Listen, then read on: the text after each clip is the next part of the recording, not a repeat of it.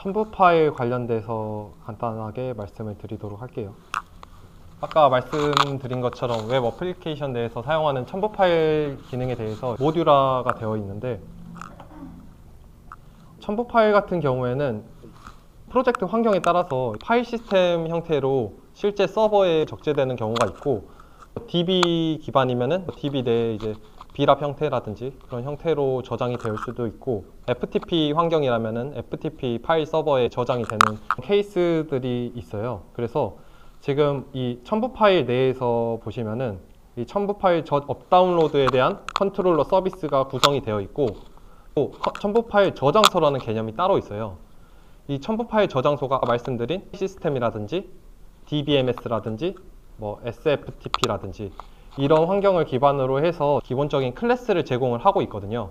해당 클래스는 해당 프로젝트의 컨피그를 기준으로 동작을 하게 되고, 만약에 해당 프로젝트에서 파일 시스템 기반의 저장소랑 뭐 DB 기반의 저장소 두 가지를 사용을 한다고 하면은 그거에 대한 설정을 정의를 함으로써 저희가 구성해 놓은 클래스 기반으로 빈이 생성이 되고 내부적으로 동작하는 방식이라고 생각을 해주시면 될 것 같습니다. 그래서 그 첨부 파일 모듈은 아까 말씀드린 것처럼 SC 업로드라는 UI 컴포넌트랑 연계돼서 사용이 되고 있어요. 그게 어떤 의미냐고 하면은 결국에는 이 첨부 파일 기능도 서버에 대한 요청과 응답으로 이루어지잖아요. 근데 이 SC 업로드 내에 파일 업다운로드 컨트롤러에서 정의된 리퀘스트 매핑 정보를 가지고 있고, 자동적으로 컴포넌트에서 그 호출하면서 동작을 한다고 생각을 해주시면 될 것 같아요. 그래서 기본적인 첨부 파일에 대한 로직과 저장소에 대한 로직이 컨트롤러 서비스 구조로 설정이 되어 있고, 이 저장소에 대한 관리라고 해서 이 저장소를 한눈에 시스템 내에서 조회할 수 있도록 관리자 기능을 제공을 하고 있거든요. 그래서 지금처럼 시스템 내에서 조회도 가능하도록 구성이 되어 있다고만 알고 계시면 될 것 같습니다. 이러한 연결 정보를 조회를 하는 관리자가 있고, 또 이제 실제로 연결 객체에 업다운로드를 요청을 하겠죠. 이거는 그 요청되는 서비스 기준으로 이 저장소 정보를 가져오고, 이거는 내부적으로 빈 클래스로 정의를 하게 되면은 ID 값을 명시를 하잖아요. ID로서 그 연결 객체를 선택을 해서 해당 연결 저장소에 요청을 한다고 보시면 될 것 같습니다. 그리고 해당 저장소 내에는 전처리기, 후처리기, 첨부 파일 서술자 관리자가 존재를 하고 있는데, 이거는 간단하게 개념만 말씀을 드리면은 첨부 파일이 저장소에 실제로 저장되기 전에 뭔가 필요한 로직들이 있을 수 있어요. 만약에 첨부 파일을 저장을 할 때 첨부 파일 이름에 저장된 날짜라든지 사용자 정보를 추가를 하게 되면은 전처리기에서 해당 파일의 그 파일명에 추가 정보를 입력을 해서 이제 넘어가게 될 수 있겠죠. 그거에 대해서 이제 저장소로 들어가기 전, 저장을 하기 전에 되는 그 로직들을 전처리기라고 명시가 되어 있고, 후처리기 같은 경우에는 이제 저장한 이후에 대한 로직들. 첨부 파일 관련돼서는 이제 그런 부분들이 많거든요. 만약에 암호화가 되어 있어서 그 프로젝트 그 해당 시스템 내에 암호화 DRM이 적용이 되어 있어서 첨부 파일을 저장하거나 아니면 첨부 파일을 다운로드 할 때 그 저장소에서 가져올 때 암호화를 풀어서 이제 사용자에게 전달이 되고, 그래야 이제 사용자가 실제로 파일을 접근해서 확인을 할 수 있겠죠. 그러한 로직들이 만약 존재를 하고 요구사항이 존재를 한다면 이 전처리기, 후처리기에 그런 로직들을 구현을 하게 되어 있습니다. 그리고 첨부 파일 서술자 관리자 같은 경우에는 첨부 파일을 저장을 할 때 그 첨부 파일 정보에 대해서 서술하는 거를 말을 하는데, 첨부 파일에 대한 정보를 정의하는 관리자라고 생각을 하시면 될 것 같아요. 그래서 첨부 파일 뭐 사이즈라든지 저장된 날짜, 기타 정보들을 관리하는 부분이라고 생각을 하시면 되겠습니다. 첨부 파일 명이라든지 뭐 그런 것들이요. 그런 게 뭐 파일 시스템 기반의 로컬 저장소에도 정의가 되어 있고, 모든 이제 저장소 내에 해당 로직들이 포함이 되어 있습니다. 그러면은 해당 저장소에서 로직 후에 실제 뭐 파일 시스템이라든지 DB 다운로드나 업로드를 수행을 하겠죠. 이런 단계를 거친다고 보시면 될 것 같고요. 저희가 모듈 내에서 기본적으로 제공하고 있는 첨부 파일 저장소 타입이 다음과 같습니다. 이제 로컬 스토리지 커넥터라 해서 이제 파일 시스템 기반, 실제 서버 내 파일을 적재하는 경우이고, DBMS 같은 경우에는 DB 컬럼 내 비락 기준으로 해서 저장을 하고, 그럼 이제 DB에서 첨부 파일 저장을 하겠죠. 그리고 SFTP라든지 S3는 이제 뭐 AWS 환경에서 사용을 하는 그건데 일반적으로 사용을 하는 부분은 아니고 그냥 이러한 것들을 기본적으로 제공을 하고 있다 정도로만 알아두시면 될 것 같아요. 이러한 설정을 하게 되면은 말씀드린 것처럼 이제 프로젝트 내 모든 첨부 파일이 해당 설정을 통해서 동작을 하기 때문에 이러한 설정들은 보통 프로젝트 내에서 PM이나 PL 분들이 일반적으로 설정을 이미 세팅을 해둔 상태이기 때문에 이런 것들을 직접적으로 제어하는 경우는 드물지만 이런 게 있다 정도로만 알아두시면 되고요.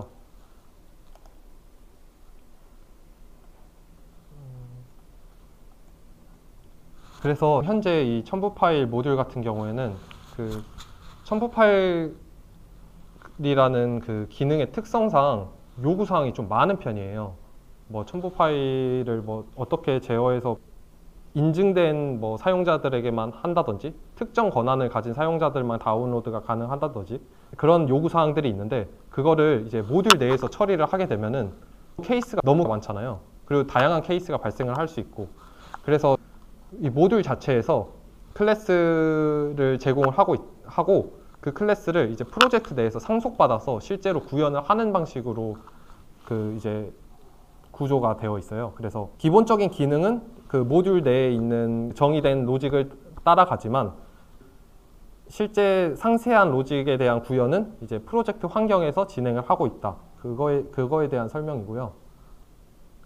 전처리기, 후처리기에 대한 설정도 저희는 자바 컴피그 기반으로 설정을 한다고 말씀을 드렸잖아요. 근데 지금 여기 가이드를 보시면은 context.xml로 되어 있어요. 지금 이게 계속 그 개선 진행 중인 부분이라서 이것도 이제 변경이 된다면은 해당 가이드도 변경이 될 거기 때문에 그때 이제 만약에 구현될 상황이 생긴다면은 해당 가이드를 참고를 해서 이제 구현을 해보시면 될 것 같습니다. 다중 저장소라는 개념에 대해서는 알고 계시면 좋을 것 같아요. 이게 다중 저장소가 뭐냐면은 당연히 프로젝트 내에서 하나의 파일 서버를 가지고 파일 저장소를 가지고 사용을 할 수도 있지만 어떤 프로젝트는 뭐 파일별로 나눈다든지 아니면은 협력사 업체들은 별도의 파일 서버에 파일을 관리를 하고 내부 사용자들은 또 내부의 파일 저장소를 사용을 한다든지 하는 방식으로 다수의 이제 저장소를 사용을 해서 이제 저장을 하는 경우가 발생을 할 수 있거든요. 그럴 때 이제 다중 저장소에 대한 첨부 파일 핸들링 가이드를 제공을 하고 있고 다중 저장소란 그 서버 내에서 첨부 파일을 실제적으로 저장하고 관리하는 저장소가 다수로 구성이 되어 있다면 해당 가이드를 통해서 다수의 첨부 파일 저장소를 선언을 하고 핸들링을 통해서 어떤 A 저장소나 B 저장소로 저장을 한다. 그거에 대한 가이드가 작성이 되어 있고요. 뭐 첨부 파일 전후 처리기 같은 경우에는 아까 말씀드렸죠. 저장소에 접근하기 전후로 해서 동작하는 로직들을 서술하는 거에 대한 개발 가이드가 제공이 되고 있습니다.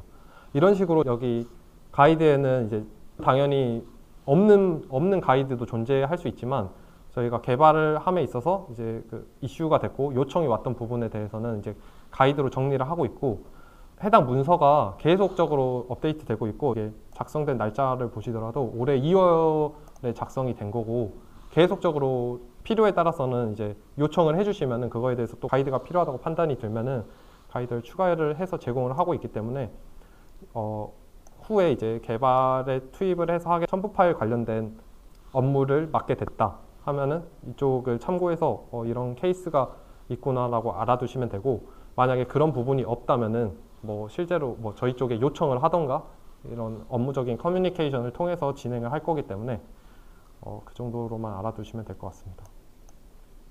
그래서 사용자 가이드 이거는 특정 첨부 파일 메뉴가 존재를 한다는 건데 이거는 실제로 여기 그 데모 서버에서 관리자의 시스템 메뉴에 들어가시면은 여기에 첨부 파일이라는 메뉴가 있어요. 이걸 하게 되면 이렇게 조회가 되는 건데 그 아까 말씀드렸다시피 이게 이제 자바 컴피그나 뭐 서버 그 실제 코드단에서 설정을 한다고 말씀을 드렸잖아요. 여기서는 단순 조회 기능밖에 없는 거예요. 그 설정에 대해서 그냥 명시적으로 볼 수 있는 부분이고, 여기서 만약에 뭐 파일 최대 사이즈를 수정을 한다든지 최소 사이즈를 수정을 한다든지 그런 부분은 존재를 하고 있지 않습니다. 그 부분을 참고를 해주시면 될 것 같고, 그리고 또 이제 첨부 파일 기능 내에서도 이런 업로드 설정 기능을 제공을 하고 있어요. 이게 어떤 거냐면은 이제 파일 최대 사이즈를 설정을 하고, 뭐 이제 하나의 이제 업로더에는 최대 첨부 파일 개수가 100개까지 가능하다. 그리고 하위 경로 패턴이 뭐 날짜 기준으로 되어 있고, 또 첨부할 수 있는 파일 확장자가 이렇게 되어 있다라는 식으로 설정이 되어 있는데, 이거는 이제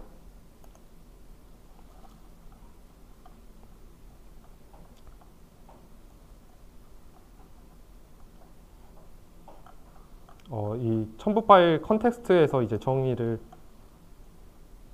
따로 이렇게 하고 있거든요. 근데 이 부분은 이렇게 따로 설정하는 것만 있다고만 알아주시고, 어차피 개선이 될 사항이기 때문에 그 정도로만 인지를 해주시면 될 것 같습니다. 그래서 첨부 파일 같은 경우에는 이렇게 되어 있고, 스케줄러에 대해서 말씀을 드리도록 하겠습니다. 스케줄러 같은 경우에는 웹 시스템 내에서 주기적으로 발생하는 이벤트를 처리하기 위해서 사용하는 모듈이라고 생각을 해주시면 될 것 같아요. 그래서 대표적으로 오픈 라이브러리로 제공하는 이제 스프링 기반의 쿼츠 라이브러리가 있는데, 저희는 그 쿼츠 라이브러리를 기반으로 개발이 되어 있어서 그걸 이제 저희 시스템에 맞게 다시 한번 패키징 시켜서 제공을 하고 있습니다. 그래서 실행 주기 같은 경우에는 크론 표현식을 이용해서 년, 월, 일, 뭐 시간 주기로 표현을 해서 작업을 하고 있고, 해당 부분이 뭐 메모리 기반의 스케줄러도 제공을 하고 있고, DB 기반의 그 스케줄러도 제공을 하고 있어요. 이러한 것들이 필요한 이유는 이중화 환경이라든지 그런 환경이라면은 서버가 와스가 2개인 경우가 있어요. 그러면은 단순히 서버 내 캐시로만 관리를 하게 되면은 와스 1이랑 와스 2에 대한 캐시 내용이 다른 경우도 있잖아요. 그런 경우에는 이제 메모리에서 그 관리를 못 하다 보니까 하나의 DB를 바라보고 그 DB 내에서 관리를 해야 서버가 이중화되어 있거나 다중화되어 있는 케이스에서 관리가 가능하겠죠. 그래서 해당 그 가이드에 보면은 뭐 DB 기반의 기능 제공들이 있는 이유들이 다 그런 환경을 지원을 하기 위해서 제공되는 기능이라고 생각을 해주시면 될 것 같습니다.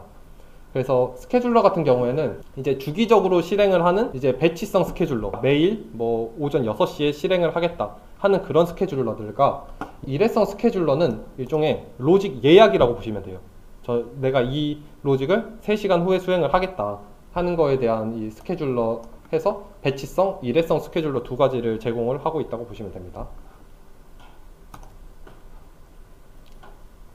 그래서 해당 모듈에 대한 설정 값도 스마트 스위트 프로퍼티즈라는 프로퍼티즈 파일에서 정의를 하고 있고요. 그거에 대한 상세한 설명은 아래에 이렇게 나와 있습니다. 이거를 직접 보여드리면은,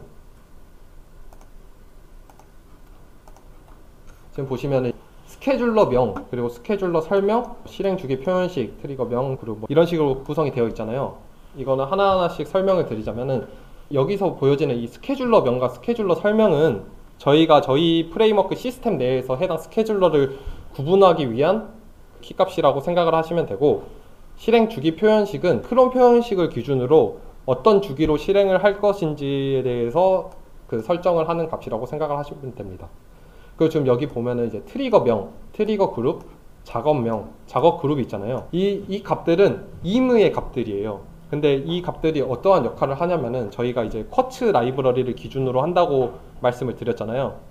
쿼츠 내에서는 저희가 명세한 이 스케줄러 명을 기준으로 이제 스케줄러를 구분하고 있지 않고, 내부적으로 트리거 명, 트리거 작업명, 트리거 그룹, 작업 그룹을 기준으로 해서 쿼츠 라이브러리 내에서 스케줄러를 구분하는 값이라고 생각을 하면 돼요. 그래서 정해진 값을 입력을 해야 되는 게 아니라 네이밍 규칙에 따라서 구분할 수 있는 키값이라고 생각하면 됩니다. 그리고 작업 클래스는 실행을 해야 될 로직이 정의된 클래스명을 말을 하는 거예요.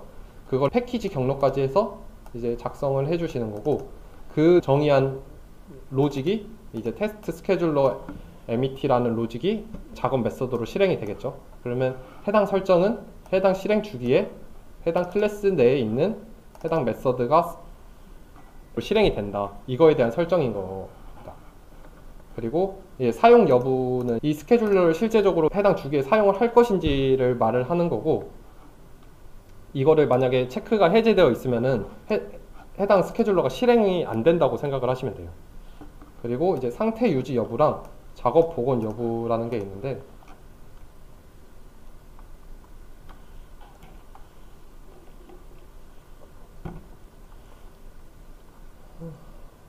이제 아까 제가 말씀드린 거에 대해서 이쪽에 설명이 적혀져 있거든요. 이제 상태 유지 여부 같은 경우에는 해당 스케줄러가 단 하나의 인스턴스로만 동작을 하는 거예요. 만약에 다수의 인스턴스로 동작을 하겠다면은 동일한 작업들이 동시에 여러 개의 인스턴스로 동작을 할 수가 있다는 거고, 하나의 인스턴스로 동작을 하겠다는 거는 해당 작업이 동시에 실행이 안 된다는 표현과 같아요. 이미 해당 스케줄러가 작업을 하고 있고, 이게 특정 스케줄러에 대한 소요 시간이 생각보다 길다. 근데 그러면 그 안에 실행 주기가 돌아와도 그 하나의 인스턴스만 유지를 하기 때문에 동시에 실행이 안 되고, 하나가 끝난 이후에 그 다음 작업이 실행이 되고 하는 그 여부를 말을 하는 거고, 작업 복원 여부는 이제 결국에는 이 와스가 이제 재실행을 하거나 아니면 뭐 오류 발생으로 인해서 돌아가고 있는 스케줄러가 종료되는 경우가 있잖아요. 그렇게 스케줄러가 강제적으로 종료되었을 때 이제 스케줄러를 재시작했을 때 종료됐던 잡을, 그러니까 작업 목록을 다시 실행을 할 건지에 대한 여부를 말을 하는 겁니다. 그래서 이러한 설정들이 있다 정도로 알아두시면 되고, 그리고 이거에 대해서 이제 스케줄러 이렇게 실행 이력을 확인을 할 수 있어요. 그러면은 여기서 이제 시작 일시, 완료 일시, 그래서 실행 시간을 알 수 있고, 뭐 성공 여부도 알 수 있죠. 그리고 만약에 해당 부분이 실패했다면은 해당 에러 내용을 이쪽에서 조회가 가능하도록 구성이 되어 있습니다. 그리고 이 즉시 실행 여부는 뭐냐면은 지금 여기 이쪽에 보시면 즉시 실행이라고 있죠. 이건 이제 실행 주기랑은 별개로 테스트 목적이나 지금 당장 해당 스케줄러를 임의로 실행해야 될 상황이 생길 수 있잖아요. 그럴 때 이제 즉시 실행으로 바로 해당 스케줄러를 실행을 시킬 수가 있는데, 그거에 대한 여부를 이쪽에 이 로깅에서 확인을 할 수 있습니다. 그래서 이쪽 해당 메뉴에서 즉시 실행으로 실행을 했다면은 이렇게 Y로 뜨고, 이게 크롬 표현식 기준으로 실행을 했다면은 여기에 이제 즉시 실행 여부가 N으로 뜨겠죠. 그리고 실행 정보, 이제 IP 정보도 이제 조회가 가능한 부분입니다. 이게 이제 배치성 스케줄러고, 이제 일회성 스케줄러는 아까 말씀드렸죠. 그 특정 시간에 단 한 번의 스케줄러를 실행을 하는 거에 대해서 이제 그 말을 하는 건데, 이거는 지금 여기에서처럼 그 화면 내에서 동작 추가가 불가능하고 서버 로직단에서 서비스를 통해서만 등록이 가능을 해요. 그래서 이쪽에서 사용자가 등록을 하는 게 아니라 실제 자바 코드 상에서 그 서비스를 인젝트 받아가지고 특정 서비스 로직을 호출함으로써 등록을 하는 거라고 보시면 될 것 같습니다. 일회성 스케줄러라고 해서 이제 스케줄러 서비스를 인젝트 받아서 해당 로직을 실행을 하면은 등록이 된다고 생각을 하시면 될 것 같아요. 이 데이트를 기준으로 해당 스케줄러를 실행을 하겠다라는 그 부분입니다. 그리고 이게 단순히 지금 화면에서만 등록을 하는 게 아니라 배치성 스케줄러도 그 이제 로직 내에서도 필요한 경우가 있거든요. 그럴 때 이제 서비스를 인젝트 받아서 이렇게 호출을 할 수가 있습니다. 제가 아까 말씀을 못 드렸는데, 기본적으로 이제 저희 프레임워크 같은 경우에는 컨트롤러 서비스로 구성이 되어 있고, 그게 컴포넌트 스캔을 통해서 이미 빈으로 다 등록이 되어 있어요. 그러면 이미 서버 구동 시에 빈으로 다 등록이 되어 있기 때문에 그 서비스 로직단에서 서버 로직을 구현을 함에 있어서 만약 스케줄러나 뭐 인터페이스나 그런 거를 로직단에서 사용을 해야 된다 하면은 인젝트 어노테이션을 통해서 주입을 받아서 사용을 할 수 있는 구조로 되어 있습니다. 스케줄러 같은 경우에는 이렇게 구성이 되어 있고, 그 다음에는 이제 웹 어플리케이션 내에서 사용하는 데이터베이스에 대해서 설명을 드릴게요. 웹 어플리케이션 내에서 설정 중에서 또 가장 중요한 부분 중에 하나가 웹 시스템과 실제적으로 연결되는 데이터베이스에 대한 설정이겠죠. 지금 현재는 이 데이터베이스에 대한 설정은 context.xml 파일을 기준으로 해서 선언을 하고 있습니다. 그래서 프레임워크 내에서는 여러 DBMS 간의 이제 뭐 연결 풀을 라이브러리를 통해서 관리를 하고 있고, 모듈 내에 정의된 트랜잭션 설정이라든지 그런 것들을 그 컨텍스트 내에서 빈을 선언을 하면서 같이 이제 설정 값을 적용을 하고 있는 형태로 되어 있어요. 그래서 이 부분은 보통 이거를 커스텀하게 구현을 하고 있진 않아서 사실 프로젝트 내에 기본적으로 환경 세팅이 되어 있는 상태이실 거예요.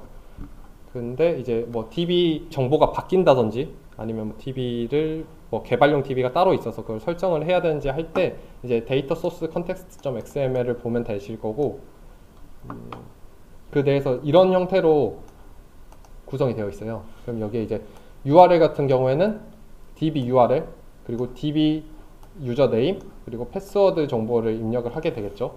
드라이버 클래스 같은 경우에는 만약에 오라클 같은 경우에는 다음과 같은 형태로 작성되게 되는데, 이제 MySQL이라든지 그런 경우에는 별도의 드라이버 클래스를 정의를 하겠죠. 그 정도만 알아두시면 될 것 같고, 이 아래쪽에 나와 있는 뭐 이런 커넥션 점유 방지라든지 이런 부분들은 아직 좀 딥한 부분이라서 해당 부분까지는 설명은 굳이 필요가 없을 것 같습니다. 그리고 아까 말씀드렸다시피 저희 프레임워크가 마이바티스 기반으로 DBMS랑 연결하고 SQL 쿼리랑 자바 객체 간에 뭐 매핑을 한다고 말씀을 드렸는데, 마이바티스 동작에 대한 설정은 mybatis.xml에 별도로 정의가 되어 있습니다. 그래서 그 정도만 알아주시면 되고, DB 정보 같은 경우에는 이제 개발 환경이 제공된다고 하면은, 근데 이제 개인적으로 뭐 DB에 직접적으로 접근을 하게 되고 뭐 DB2를 사용을 해서 뭐 DB버라든지 별도의 DB2를 사용하실 수 있잖아요. 그때 이제 자기가 사용하는 DB가 뭔지는 이걸 물어보기보다는 개발 환경에서 직접적으로 조회가 가능하니까 그런 용도로만 알아두시면 될 것 같아요. 그리고 여기에 디폴트.데이터 소스.url 뭐 이런 식으로 되어 있는데, 이런 경우에는 데이터 소스 프로퍼티즈의 정의가 되어 있으니까 데이터 소스 컨텍스트.xml이나 데이터 소스 프로퍼티즈 파일을 확인을 해서 해당 로컬 환경에서 연결되어 있는 이제 DB 환경을 조회를 하고, 그거에 대해서 DB2를 이용해서 직접적으로 조회가 가능하겠죠. 로그 같은 경우에는 이제 제가 아까 말씀드렸던 것처럼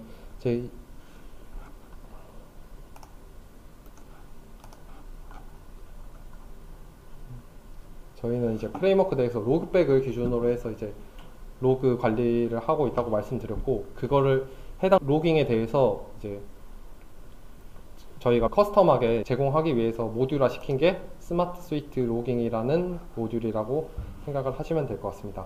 그래서 따로 뭐 그 로그백에서 일일이 설정을 할 필요 없이 저희 프레임워크 내 모듈 내에서 이미 설정이 되어 있기 때문에 그걸 기준으로 동작을 하고, 만약에 뭐 커스텀한 로깅 방식이 필요하다 하면은 이쪽에 또 가이드 형태로 제공하는 방식으로 저희는 사용을 하고 있습니다. 그래서 웹 어플리케이션 실행 중에 뭐 접속 정보라든지 실행 정보를 조회가 가능하고, 해당 부분들이 이 시스템 내 메뉴로도 제공이 되고 있어요. 그래서 뭐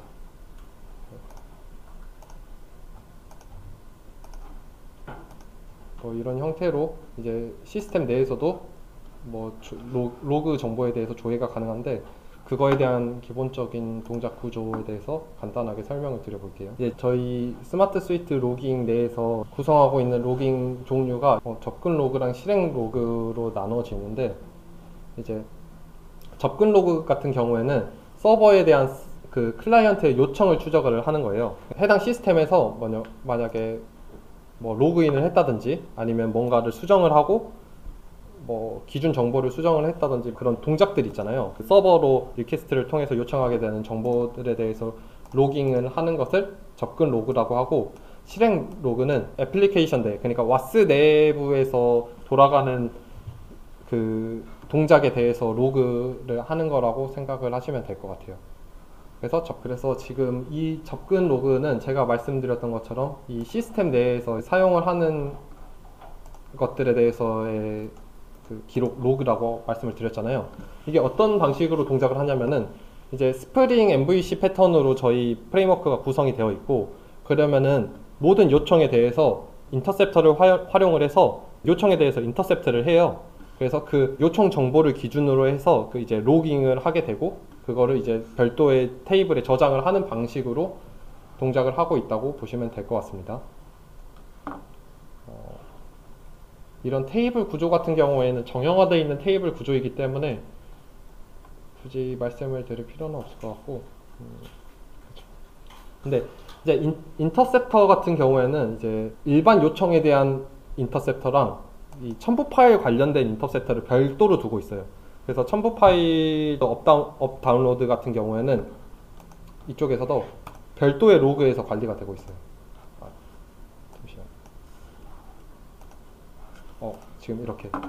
그래서 이제 그 요청에 대해서 이제 인터셉트를 한다고 말씀을 드렸잖아요. 그러면 그 요청 리퀘스트 구조 내에 메뉴 정보라든지 뭐 요청 일시 그리고 뭐 사용자 정보들이 다 포함이 되어 있어요. 세션 내에 사용자 정보를 같이 요청 값에 보내기 때문에, 그러면은 어떤 첨부 파일을 어떤 메뉴에서 언제 누가 그 요청을 했는지, 그리고 첨부 파일 사이즈까지 다 확인이 가능한 부분입니다. 그리고 일반적인 요청, 그러니까 지금 여기서 보시면은 메뉴 컨트롤러에 find list 메뉴 펑션이라고 되어 있는데, 이제 메뉴 내에 뭐 펑션 정보라든지 롤 같은 경우에는 권한을 말하거든요. 메뉴에 권한 정보를 조회를 하는 메서드인데, 그거를 실행을 했다는 거를 주 정보가 다 기입이 되게 되어 있습니다. 근데 이건 당연히 로그 설정을 이제 해둬야 이게 다 그 로깅이 되는 거고, 만약에 로그 설정을 안 해놨다면 이게 수집이 안 되겠죠. 그래서 이것도 동일하게 일시, 완료 일시, 이제 요청이 오고 응답을 보내기까지의 시간을 말을 하는 거고, 어떤 메뉴에서 누가 사용 요청을 했는지에 대해서 명세가 되어 있습니다. 그리고 요청자 IP까지 확인이 가능하고요. 그리고 지금 여기 보시면 아시겠지만 엑셀에 대해서도 별도로 관리를 하고 있어요. 이 정도로만 알고 계시면 될 것 같고, 해당 로깅 동작에 대해서 기반되는 라이브러리가 로그백이고, 그거에 대한 설정이 내부적으로 되어 있다는 부분이고요. 해당 상세 소스는 넘어가도록 하겠습니다. 질문. 예. 레벨별로 차이가 있나요? 레벨이라고 하시면 어떤 레벨을 말씀하시나요? 로그 레벨. 로그 레벨이요? 말씀하시는 게 그 로그백에서 하는 뭐 디버그 레벨이라든지 그거를 말씀을 하시는 건가요? 그거에 대해서도 당연히 레벨별로 등록되는 게 나와지는 로깅이 다르니까 그게 있긴 한데, 이 접근 로그에서는 그런 게 없어요. 왜냐면 이 접근 로그는 이제 서버에 요청되는 리퀘스트를 인터셉터에서 가져오는 거잖아요. 그 리퀘스트에 대한 로깅이기 때문에 그거는 로그백과 같이 이제 서버 내 이제 콘솔 내에서 직접적으로 보여지는 정보랑은 별개로 리퀘스트 정보를 로깅을 하는 거라고 보시면 되고, 말씀하신 로그 레벨에 대한 부분은 이제 실행 로그에서 영향이 있거든요. 이제 이 실행 로그 같은 경우에는 이제 개발을 하시다 보면 실제로 이제 콘솔 창에서 나타나는 정보들 있죠. 그 정보에 대해서 별도의 실행 로그로서 이제 특정 파일 내에 남기도록 되어 있어요. 파일 형태로 저장을 하도록 되어 있는데, 그 해당 부분에서는 말씀하신 것처럼 그 로그 레벨의 영향을 받습니다. 그거는 이제 로그백의 설정을 따라가게 되어 있어요. 지금 이제 로그백을 기반으로 해서 이런 정보가 로깅이 된다고 보시면 되는데, 이쪽에서 중요한 부분은 이 실행 로그 내에서는 이제 마이바티스로 요청되는 쿼리 정보를 그 로그로서 저장을 하기 위해서 이제 그 마이바티스 내 설정을 기준으로 저희가 DB 연결이 되어 있다고 했잖아요.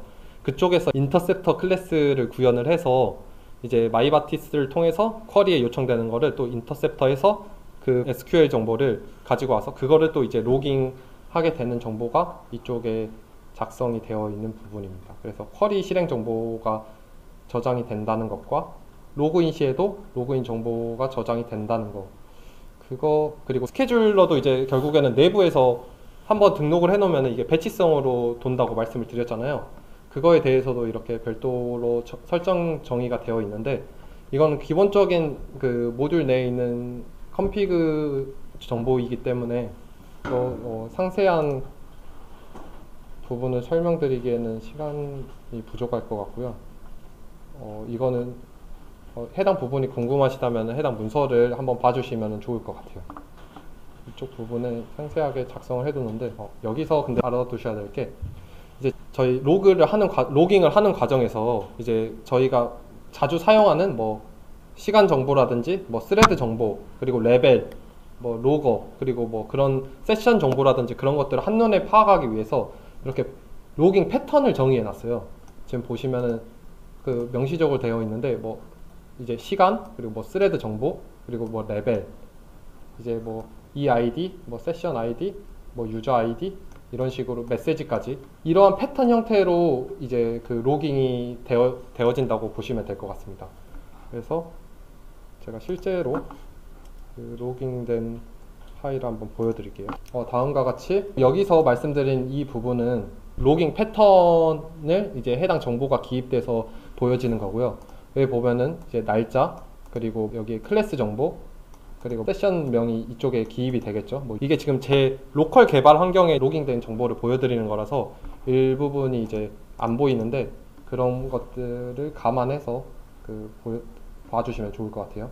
뭐 테넌트 정보라든지 그런 게 지금 적혀져 있고, 쿼리 동작에 대해서 이제 저장이 된 걸 볼 수가 있죠. 그리고 아까 말씀드린 것처럼 해당 디버그 로그 같은 경우에는 디버그 레벨이 인포로 설정이 되어 있는 거고, 만약 디버그 레벨로 되어 있다면 좀 더 상세한 내용들이 많겠죠. 그런 부분들만 알아두시면 될 것 같습니다.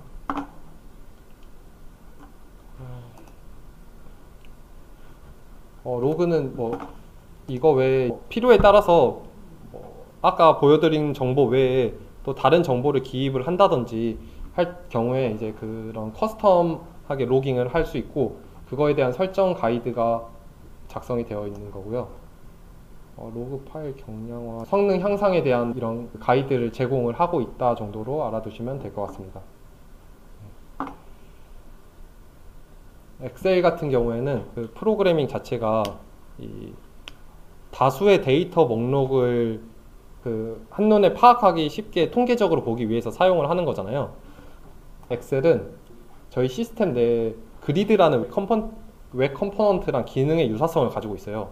그리드라는 웹 컴포넌트도 이 목록화된 데이터 어레이에 대한 그 표현을 위해서 사용하는 컴포넌트고, 엑셀도 다수의 정보에 대해서 특정 컬럼을 기준으로 이제 데이터를 정리해서 보여주잖아요. 그러면은 이러한 데이터를 기준으로 그 데이터를 가공을 해서 엑셀로서 이제 제공을 할 수 있는 기능을 저희 프레임워크에서 제공을 하고 있고, 그거를 수행하는 모듈이 스마트 스위트 엑셀이라는 모듈이라고 알고 계시면 될 것 같습니다. 그래서 엑셀 데이터 같은 경우에는 실제 업무 환경에서는 수백 건이 될 수도 있지만 수백만 건이 될 수도 있는 부분이거든요. 그거에 대해서 이제 대용량 데이터라든지, 그리고 엑셀의 지정 형식을 별도의 코드로서 지정을 해서 이제 엑셀로 변경했을 때 그 형식을 기준으로 엑셀 파일이 생성이 된다든지 하는 부분들에 대해서 제공을 하고 있고요. 엑셀 같은 경우에는 이 엑셀 마이크로 오피스를 써보셨으니까 알겠지만 다양한 기능들이 제공을 하고, 뭐 시트라든지 아니면 스타일이라든지 컬럼 단위의 뭐 필터라든지 다양한 엑셀 기능들이 존재를 하잖아요. 그래서 그거에 대해서도 이제 가이드로서 당연히 기능으로 제공을 했지만, 그걸 이제 개발자가 실제로 로직상에서 구현을 해야 되는 부분들이 다수 존재를 하고 있어요. 저희가 만약에 뭐 어떤 특정 데이터에 대해서 필터를 건다든지 컬럼에 대해서 스타일을 적용을 한다고 했을 때, 그거를 저희가 프로젝트 내에서 어떤 스타일인지 어떤 컬럼인지를 알 수는 없잖아요. 결국에는 실제 개발자가 로직 구현간에 설정을 해야 되는 부분인 거고, 그거를 가이드로서 제공을 하고 있는 부분이라고 생각을 하시면 될 것 같아요. 그래서 금액은 그 세 자리 단위로 뭐 끊는다든지 막 시간 포매팅이라든지 뭐 금액에 대한 포매팅이라든지 그거에 대한 처리, 뭐 데이터 타입에 대한 가공, 그리고 로우 단위로의 가공, 그리고 엑셀 스타일 지정 등 여러 가지 가이드를 제공을 하고 있고, 이 외에 대부분의 그 케이스는 이제 다음과 같은 케이스 내에서 동작을 하고 있지만, 이 외에 뭐 필요한 부분이 있다면은 기술 지원이나 문의를 통해서 진행을 하고 있어서 다양한 엑셀 케이스에 대해서 뭐 가이드로 제공을 하고 있다라고만 알아두시면 될 것 같아요. 지금 이 가이드가 지금 보시면 아시겠지만 엄청 다수의 가이드가 있고 아직도 계속 작성 중이거든요. 그래서 이거를 일일이 말씀드리기보다는 만약에 이런 엑셀에 대한 업무를 진행을 하게 되셨을 때 해당 가이드를 참조를 해서 개발을 진행을 하면 되겠다, 그 정도로만 알아두시면 되고요. 지금 데이터를 가공을 해서 엑셀로 제공을 한다고 말씀을 드렸잖아요. 그러면 또 역으로 엑셀 데이터를 가져와서 그리드에도 적용을 할 수가 있어요. 그거에 대한 가이드도 이렇게 제공을 하고 있습니다. 이거는 실습을 해보면 좋을 것 같은데.